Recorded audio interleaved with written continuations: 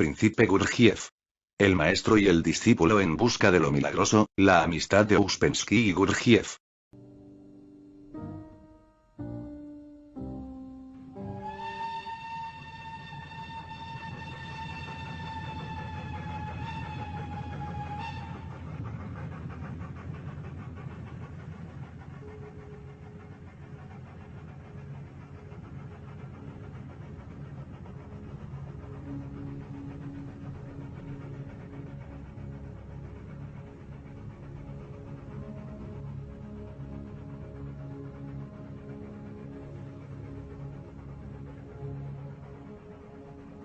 I returned to Russia in November 1914, at the beginning of the First World War, after a long journey through Egypt, Ceylon, and India.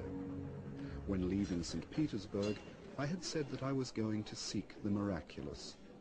The miraculous is very difficult to define. For me, this word had a quite definite meaning.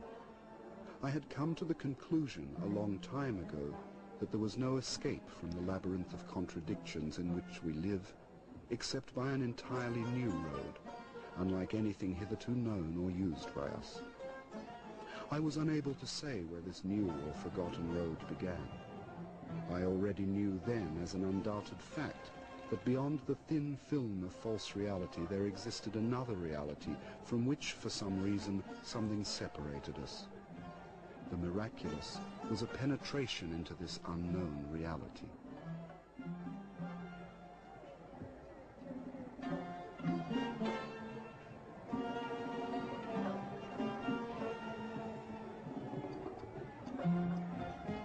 When I went away, I already knew I was going to look for a school or schools. I had arrived at this long ago.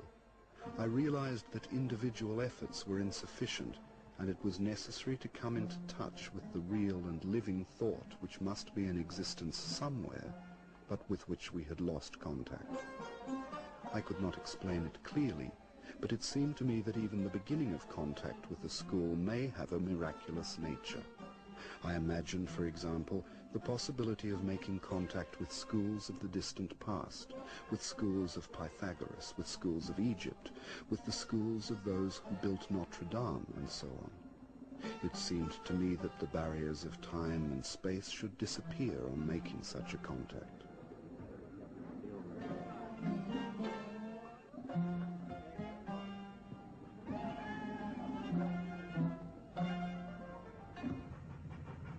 Soon after my return to St. Petersburg in February and March 1915, I gave public lectures on my travels in India.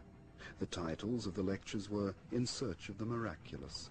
I felt that on the basis of a search it would be possible to unite together a large number of people who were no longer able to swallow the customary forms of lying and living in lying.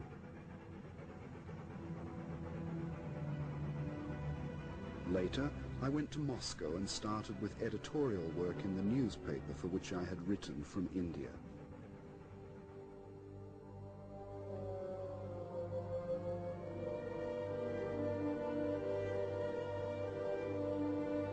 Among people whom I met were two, one a musician and the other a sculptor, who very soon began to speak to me about a group in Moscow which was engaged in various occult investigations and experiments, and directed by a certain Gurdjieff, a Caucasian Greek.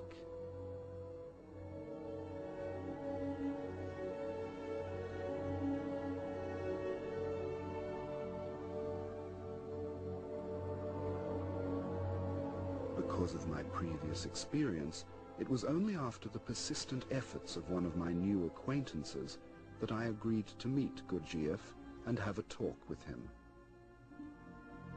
My first meeting with him entirely changed my opinion of him and of what I might expect from him.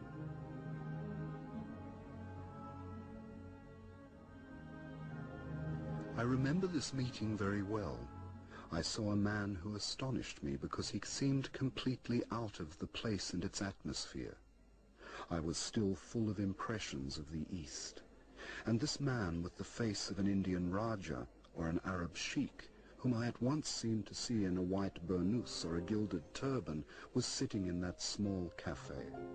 He spoke Russian incorrectly with a strong Caucasian accent, and this accent, with which we are accustomed to associate anything apart from philosophical ideas, strengthened still further the strangeness and the unexpectedness of this impression.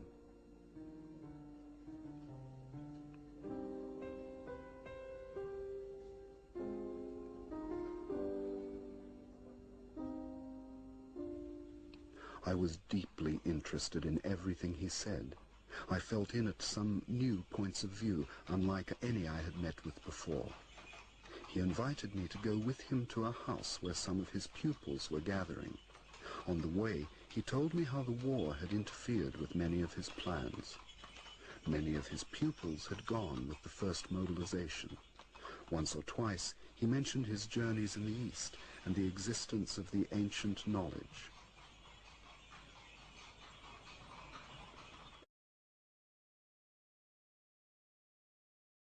I mentioned to him my intention of going to the East again.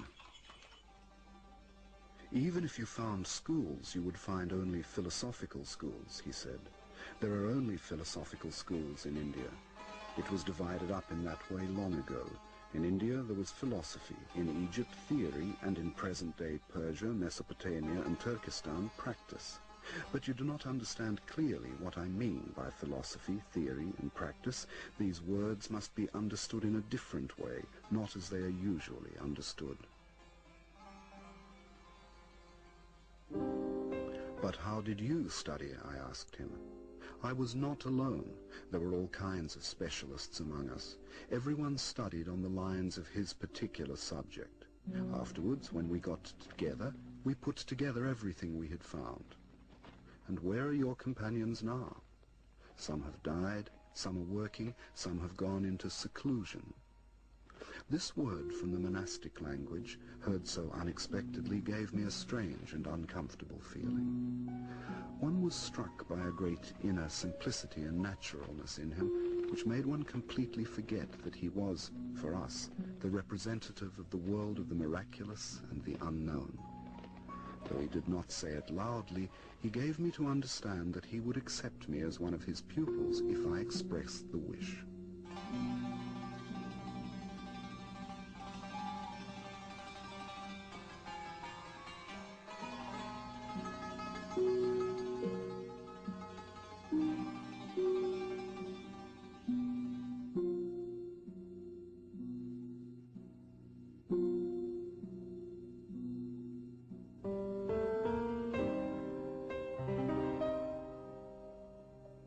If ancient knowledge has been preserved, and if, speaking in general, there exists a knowledge distinct from our science and philosophy, or even surpassing it, why is it so carefully concealed?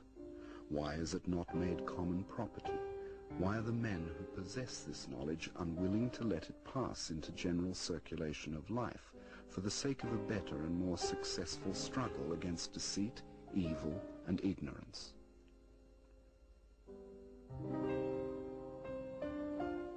He answered, the crowd neither wants nor seeks knowledge, and the leaders of the crowd, in their own interests, try to strengthen its fear and dislike of anything new and unknown.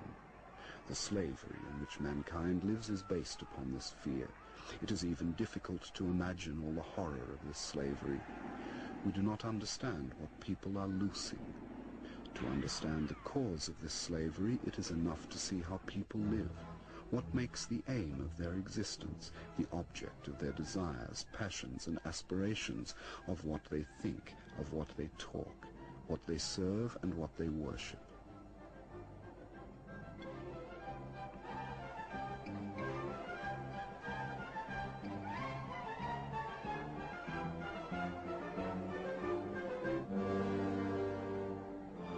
I remembered that a few days before this talk, I had seen two enormous lorries loaded to the height of the first floor of the houses with new unpainted wooden crutches. For some reason, I was very much struck by these lorries.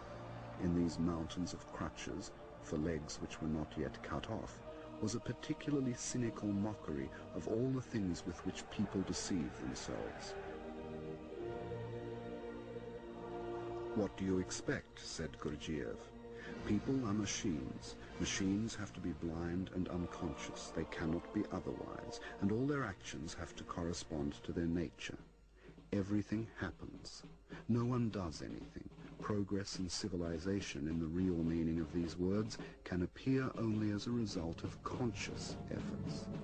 They do not appear as a result of unconscious mechanical actions. And what conscious effort can there be in machines? And if one machine is unconscious, then 100 machines are unconscious, and so are 1,000 machines, or 100,000, or 1,000,000. And the unconscious activity of 1,000,000 machines must necessarily result in destruction and extermination. It is precisely in unconscious, involuntary manifestations that all evil lies. You do not understand yet and cannot imagine all the results of this evil, but the time will come when you will understand.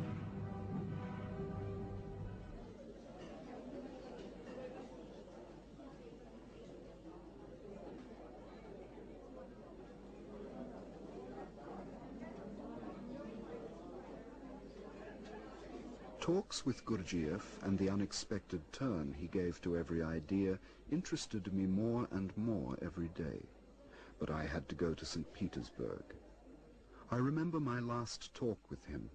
I had thanked him for the consideration he had given me and for explanations which obviously had changed many things for me. But all the same, you know, the most important thing is facts, I said. If I could see genuine and real facts of a new and unknown character, only they would finally convince me that I am on the right way. I was again thinking of miracles. There will be facts, said Gurdjieff, I promise you, but many other things are necessary first.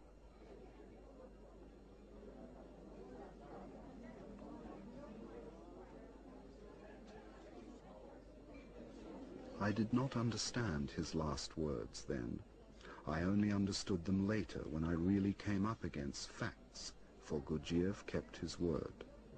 But this was not until about a year and a half later, in August 1916. I thought about that in the night train on the way from Moscow to St. Petersburg. I asked myself whether I had indeed found what I was looking for. Was it possible that Gurdjieff actually knew what had to be done in order to proceed from words or ideas to deeds and facts?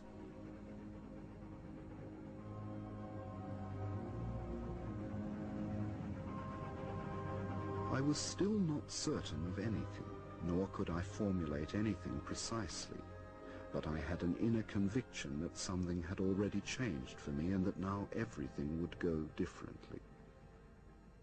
This was the terrible summer of 1915, with its gradually lowering atmosphere from which, in spite of all efforts, I could not free myself.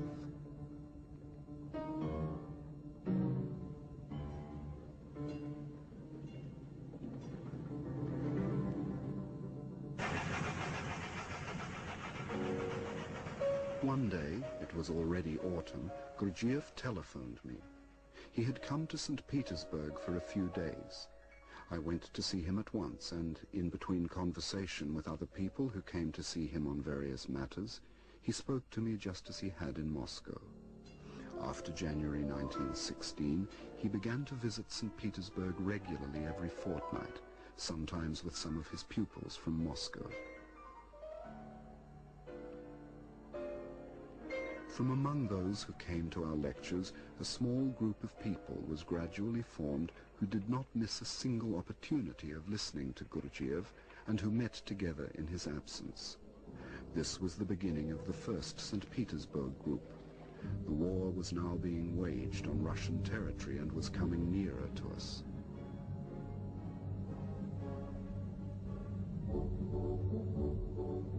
We all felt that we had to hurry, that we were doing too little compared with the immensity of the task we had set ourselves. We realized that our chance of knowing more might go just as suddenly as it had come, and we tried to increase the pressure of work on ourselves and to do all that we could while the conditions were favorable.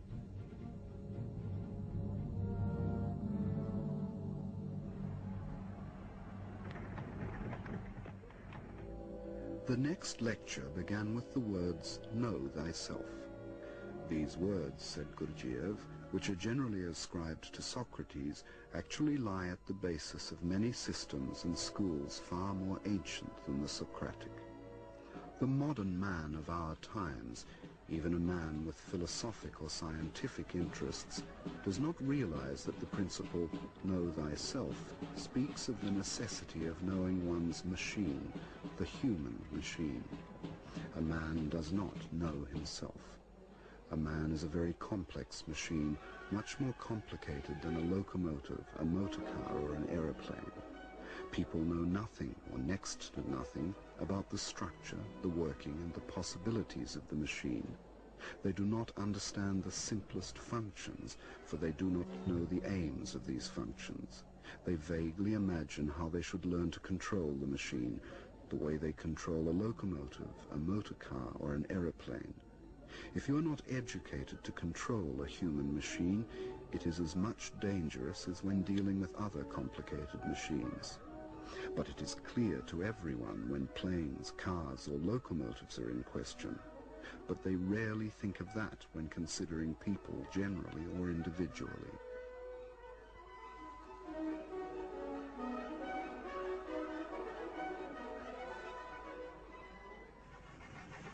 I was already beginning to think that the catastrophe would be upon us before I succeeded in doing what I intended.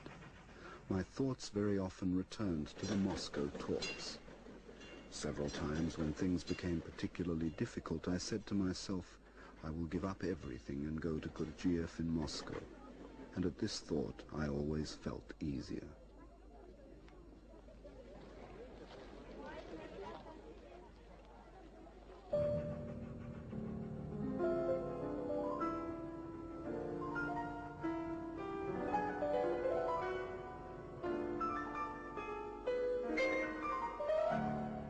I often recalled my first meeting with Gurdjieff and that night spent with the group in Moscow.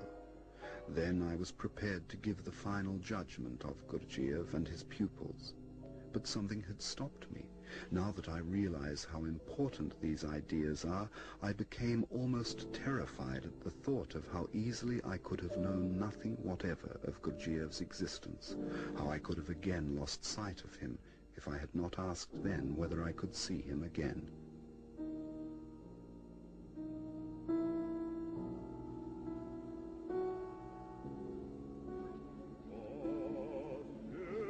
Among the talks at this period, Gurdjieff several times touched upon the question of religion. What particularly astonished me in Gurdjieff's explanations was the extent to which so much has been preserved in its pure form, and how little we understand of all this. His explanations differed very much from the usual theological and even from mystical interpretations.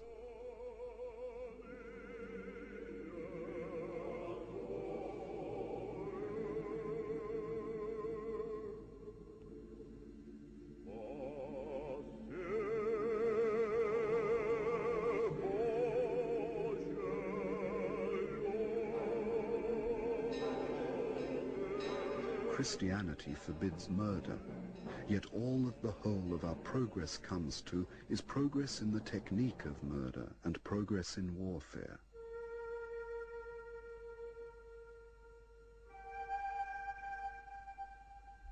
It became obvious from his explanations that we take many things for allegories, in which there is no allegory whatever, and which ought to be understood much more simply.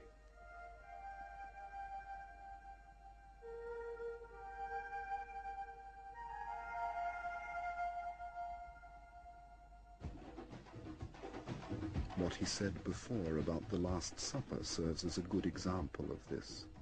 Every ceremony or rite has a value if it is performed without alteration, he said. A ceremony is a book in which a great deal is written. Anyone who understands can read it. One rite often contains more than 100 books. For instance, in all the denominations of Christianity, a great part is played by the tradition of the Last Supper of Christ and his disciples. To understand what took place at the Last Supper, it is first of all necessary to know certain laws. Christ knew that he must die. It had been decided thus beforehand. He knew it, and so did his disciples. And each one knew what part he had to play. But at the same time they wanted to establish a permanent link with Christ. And for this purpose he gave them his blood to drink and his flesh to eat.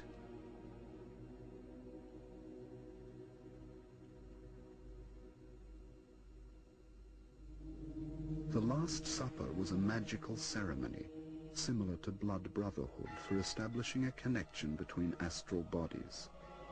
But who is there who knows about this in existing religions and who understands what it means? All this has been long forgotten, and everything has been given quite a different meaning. The words have remained, but their meaning has been long lost. Meanwhile, the atmosphere in Russia was growing gloomier. One felt that something was bound to happen, and that very soon. During Gurdjieff's last visit, I tried to speak to him about coming events, but he said nothing definite on which I could base my own actions. During the past 2 years, I had given up all my time to his work, to his groups, to talks connected with his work, to journeys from St. Petersburg, and had completely neglected my own affairs.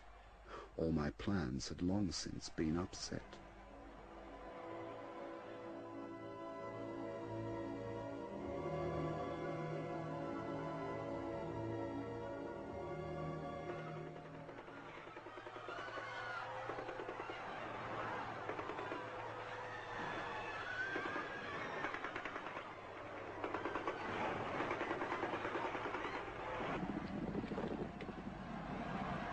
Finally, the great bloodless revolution took place. That was the most absurd and blatant lie that could have been thought of. But the most extraordinary thing of all was that people who were there on the spot, in the center of everything that was happening, could believe in this lie. And in the midst of all the murders could speak about a bloodless revolution. I was surprised by our intelligentsia, who from patriots immediately became revolutionaries and socialists. Even the Novoye Vremya suddenly became a socialist paper. And for the people, the word Tsar had lost all significance. The word still had a great significance for the army and the bureaucratic machine, but the abdication of the Tsar was bound to destroy the whole machine. Russia was in turmoil. After Gurdjieff's departure, up to the time of the revolution, we only got news of him from Moscow once or twice.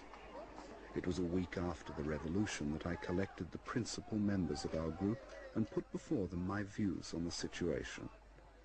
I said that, in my opinion, there was no sense in staying in Russia anymore, and that we had to go abroad.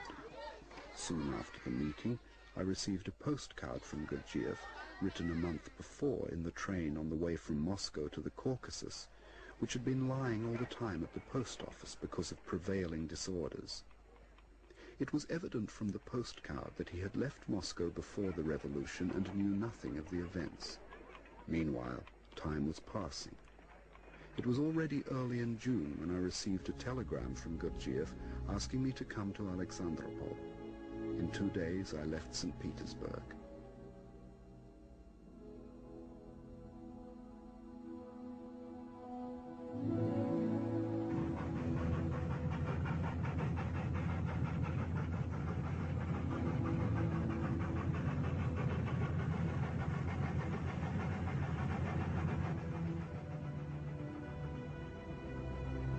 Russia, with no authorities, presented a very curious spectacle. I was traveling for 5 days to Tiflis instead of the normal 3. The whole station was crammed with soldiers. Many of them were drunk. There were some courts-martial, and 3 men were shot there on the platform. A drunken comrade explained that the first man had been shot for theft. The second was shot by mistake because he was mistaken for the first, and the third was also shot by mistake because he had been mistaken for the second.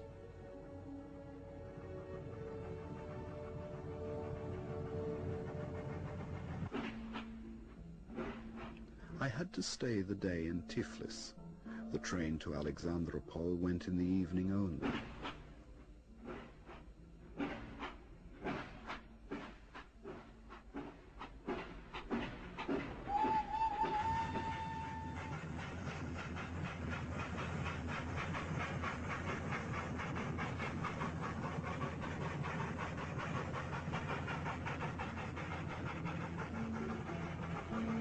following morning, I was there.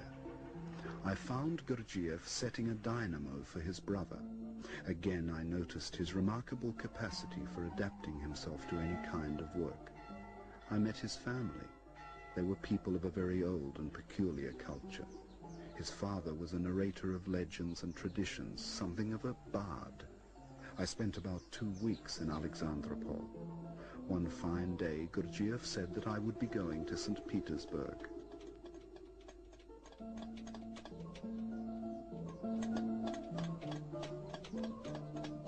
In Moscow and St. Petersburg, I had to inform the members of the group that he was beginning new work in Kislovodsk. The papers which I got on the way were full of news about shooting in the streets of St. Petersburg. Those were the Bolsheviks who were shooting into the crowd. They were trying their strength. In Moscow, I managed to see a few people while waiting for the night train to St. Petersburg, and I passed on to them what Gurdjieff had said. Then I went to St. Petersburg and passed on the message to our groups. In 12 days, I was again on the train to the Caucasus. In Pyatigorsk, I learned that Gurdjieff was not living at Kislovodsk, but at Essentuki, and in 2 hours' time I was with him in a small country villa.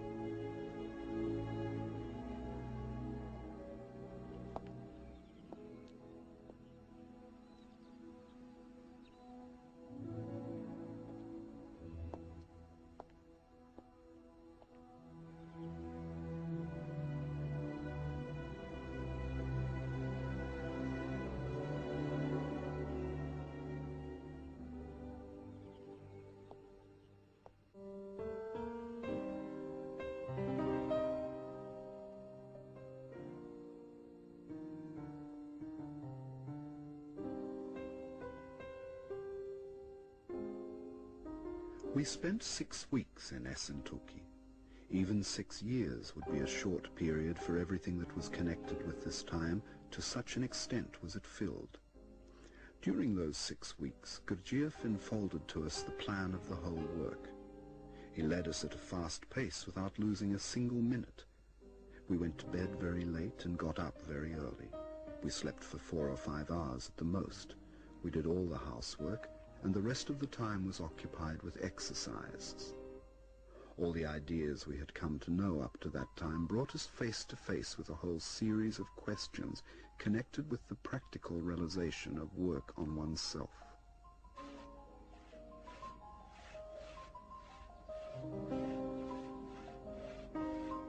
In life, everything is always arranged far too comfortably for a man to work. In a school, a man finds himself among other people who were not his choice, and with whom perhaps it is difficult to live and work.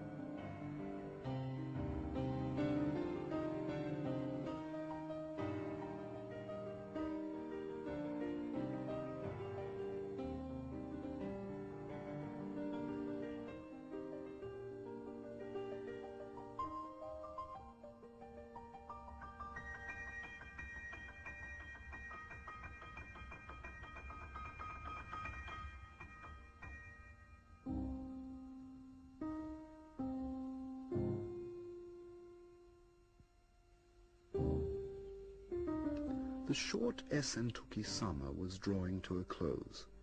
We had begun to think of the winter and to make various plans. And suddenly everything changed, for a reason that seemed to be accidental and which was the result of friction between certain members of our group. Gurdjieff announced that he was dispersing the whole group and stopping all work. At first we simply did not believe him, thinking he was putting us to a test. All of us announced that we would follow him wherever he went. Gurdjieff consented to this, but he said that we had to look after ourselves and that there would not be any work, no matter how much we counted on it. All this surprised me very much. I considered the moment most inappropriate for acting, and if Gurdjieff was serious, then why had the whole business been started? I don't know why, but from this moment there began in me the separation between Gurdjieff and his ideas. Until then I had not separated them. My personal position in Gurdjieff's work began to change. For a whole year something had been accumulating, and gradually I began to see that there were many things I could not understand, and that I had to go.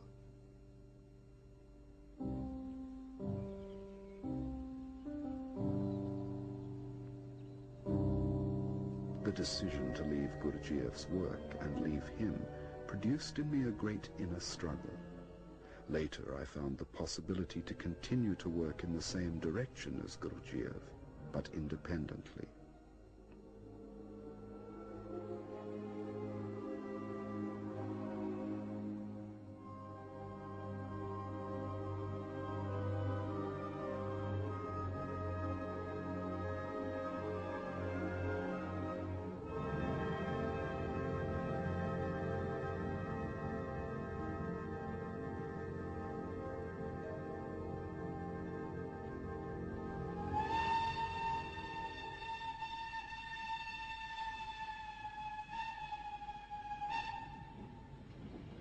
Soon afterwards I managed to leave for Constantinople.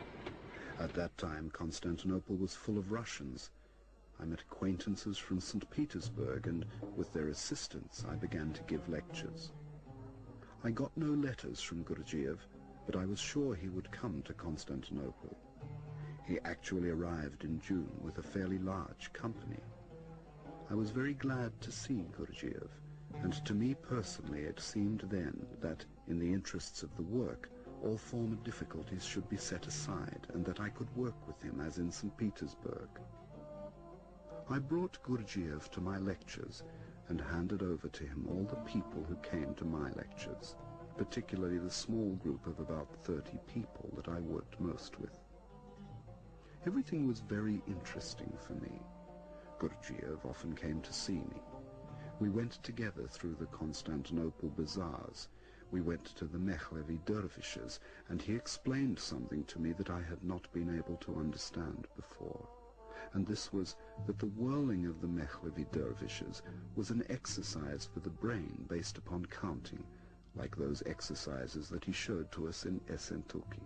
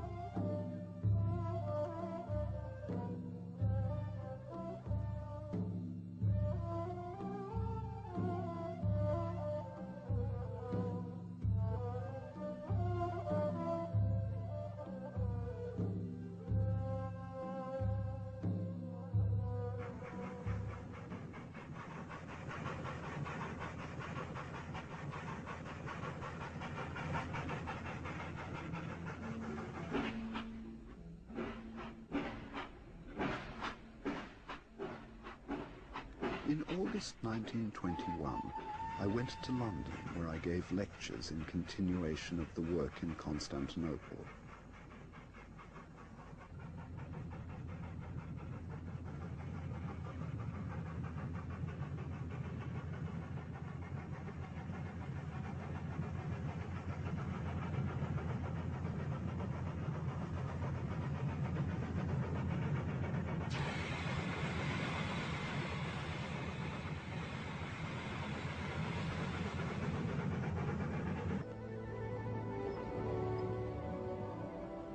In February 1922, Gurdjieff came to London. I introduced him to all who were coming to my lectures. This time my attitude towards him was much more definite. I did not believe it was possible for me to work with him. I saw again all the obstacles which had begun to appear in Essentuki. This time they had appeared even before he arrived. I decided that if Gurdjieff opened the Institute in London, I would go either to Paris or to America. The Institute was opened in London, but for various reasons it failed. My London friends and those who came to my lectures collected a considerable sum of money for him, and with this Gurdjieff bought the historic Chateaubriand near Paris. There he opened his institute.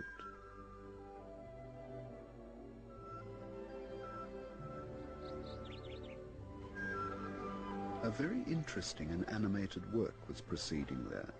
A lot of new and interesting things. Dances of dervishes and the music were held for the first time in Europe. Everyone was impressed who had the opportunity to see and hear that.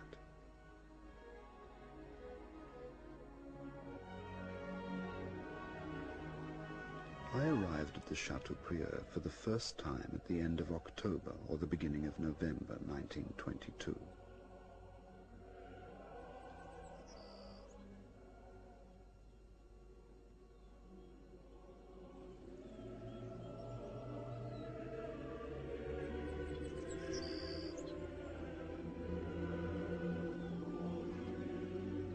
I remember one talk with Miss Catherine Mansfield, who was then living there.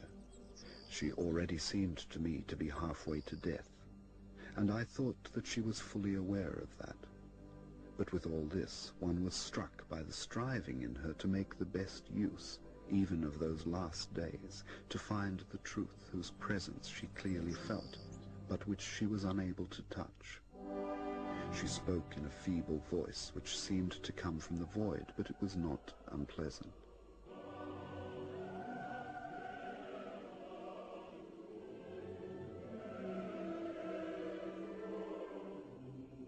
I know that this is true, and that there is no other truth.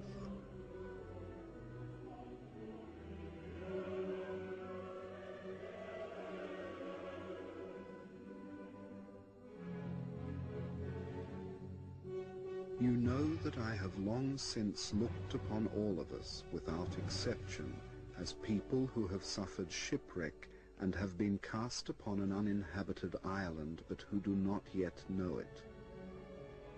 But these people here know it.